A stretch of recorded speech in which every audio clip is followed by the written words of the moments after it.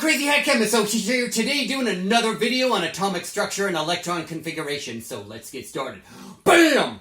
So today we're going to calculate the energy. Again, energy calculation, n equals 2 using the Bohr model. So this is principal quantum number, n equals 2. The previous video we did n equals 1.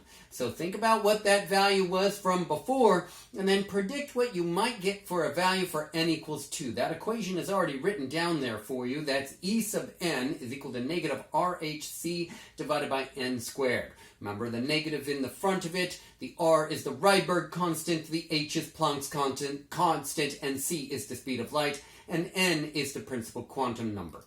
Okay, we're going to calculate the energy of the n equals 2 state for the hydrogen atom in joules per atom and kilojoules per mole. Okay, so we're going to plug right into that equation with the constants that we know, and there we got it, right there. Notice that our denominator here is 2 squared. That would be 4. Okay, and then we're going to cancel out our units. All our units cancel out except for joules per atom, and that is the value that we get. It's negative 5.448 times 10 to the negative 19 joules per atom. All right, fantastic. So now we're going to convert this into kilojoules per mole using the little stoichiometry that we know, and that's Avogadro's number, and 1 kilojoule is equal to 1,000 joules. So there is that. You should see that the atoms cancel out, the joules cancels out, and you're going to get kilojoules per mole. Okay, then here's that value right there for E sub 2. That is negative 328.0 kilojoules per mole. Now I want you to think about that value and think about the prediction that you made at the start of this video.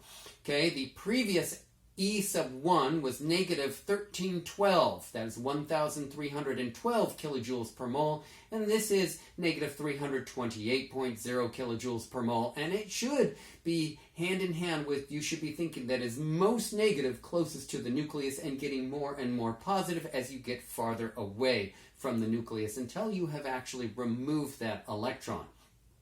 You should also be thinking about another way of calculating any value. Once you know E sub 1, then you should be able to calculate any other E sub any other value of that principal quantum number, because E sub 1, remember with that equation, you have a denominator of 1 squared. So you already have the numerator term already figured out, which is negative 1312. Right? So here is an alternate way. E sub 2 is equal to E sub 1 divided by n squared, which is 2 squared, and you should be able to get the same number there. So E sub 1 is more negative than E sub 2. That is, the electron is farther from the nucleus. I already said that a couple of times, but I wanted to make sure that you got that pretty darn well. All right. I hope that's good for you. Okay, that's another crazy video from the Crazy Hat Chemist. There's another crazy hat for you. Give me a thumbs up if you like that video. Subscribe to my YouTube channel for more cool chemistry problems. All right, see you next time. Bye now.